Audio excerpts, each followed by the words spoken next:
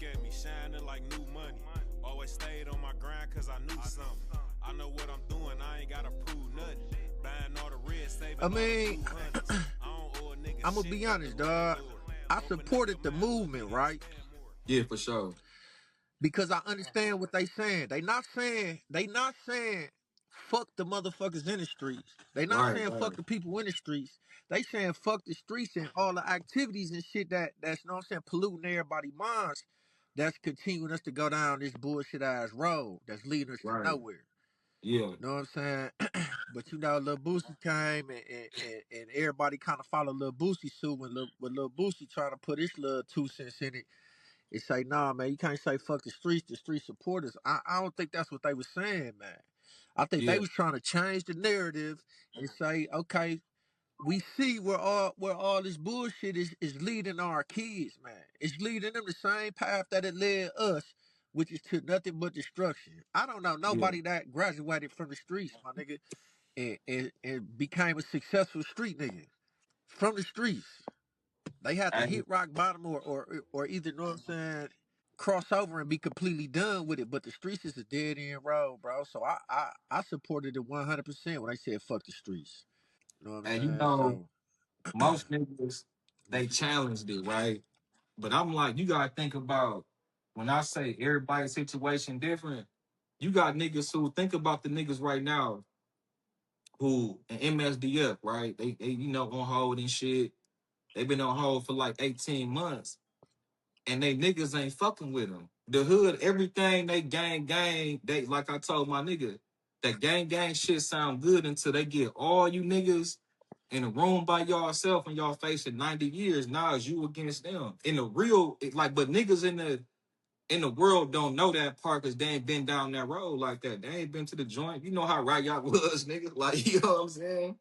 man, hell no. And not only that, bro, but once you get out the hood, man, and start exploring, you realize, man, the hood, the streets, man, that shit is just really a small fraction of what's really out there, man, Yeah. for us to have, man, for us to explore, man, for us to become who we was destined to be. You know what I'm saying? So that's it. And when it all boils down, man, all that shit, man, it ain't worth it at all, bro. It ain't worth it at all, man. I got out the joint 15, 16 years ago. And I'm just grateful and glad that I went through all that shit. I spent 8 years in prison, bro. I went through all that shit as a teenager in the first half of my 20s. You know what I'm saying? So it ain't worth it at all, man. Straight up, it's too much shit out there, man. Too many avenues that could get us some paper, especially now with the internet age and all this shit. Now the information is so easily accessible now. It ain't no reason why. You know what I'm saying? You need to depend on the OG. All our responsibility is now is just to show the youth and the youngest that we could get it back without, you know what I'm saying, getting it from the streets. And You know what I'm saying? To just motivate them that way. Show 'em. you know, you know what's crazy? Like anytime some shit happened in Milwaukee, you know, people drop little statuses about Milwaukee. And then you hear the people like, man, y'all acting like this shit don't happen everywhere, right? So like I told my nigga, I said, man, check this out. I said, man, uh, a lot of people who say that ain't never left Milwaukee. You know what I'm saying? So like I told my nigga where I'm at, man, listen, I'm not seeing the streets blocked off bodies, high speeds, and I ain't heard a siren in there in 5 years. Like, you know, you got hoods in Dallas and shit like that, but it ain't that, it's not that frequent. It's not that close. So to say that the shit that happened in Milwaukee happened everywhere and you ain't been everywhere is crazy. Nigga, I'm talking about it's people when I say ain't left Milwaukee, this what I mean. You may have been in Chicago. You may have been to Houston. You may have been to Miami. But nigga, listen, the US way bigger than that. You got Utah, nigga, New York. You got so many different spots where you gotta travel to understand, like, damn, I ain't really seen a motherfucker baseline all day. You know, I've been down these blocks all day. I ain't seen like streets blocked off. So you can't say like, oh, this shit happened everywhere. Killing happened everywhere. But nigga, if you ain't never lived outside of Milwaukee, you wouldn't know. Like, nigga, it's real life places where you don't see that shit every day. Man, straight up, man. And people don't understand. Even me, I didn't even understand how small Milwaukee was until I got out of Milwaukee. Know what I'm saying? It's the same thing that you just said. Shit, the first 3 years, 4 years I've been living in Phoenix. I moved to Phoenix, 2017. The first 3 or 4 years, man, I haven't seen a hood. I didn't think it was no hoods in Phoenix until I started bringing artists down there, and I started kind of getting tapped in with the local rappers and the niggas in the hood. And you know what I'm saying? That's the first time I done seen a hood. I've been in that motherfucker for 4 years. I ain't never seen a hood.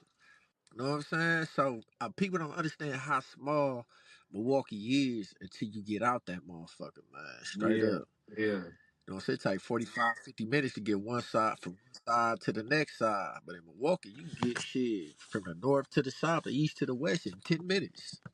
Hey, you know one thing I noticed, and check this out. You know what I'm saying? This ain't no diss towards the city. Love my city. But one thing I realized by you know what, trucking opened the door for me to see other places, right? When I started trucking, I started seeing other places.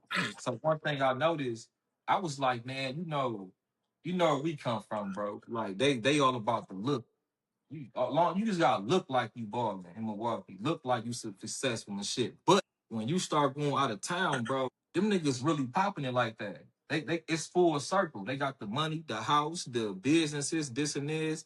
They ain't short stopping. So when I was in Houston, this one nigga who used to live in Milwaukee, bro, he been left there years ago. OG nigga. He said, man, listen, it's a difference, nigga, from having a bag and having a check, my nigga. You know what I'm saying? Man, folks' house was so damn big, my nigga. He had the business, the strip clubs, the bar, the barbershop, it's full circle though.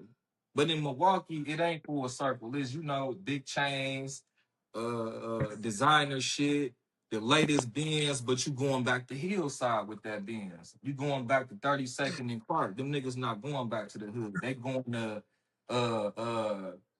Katy.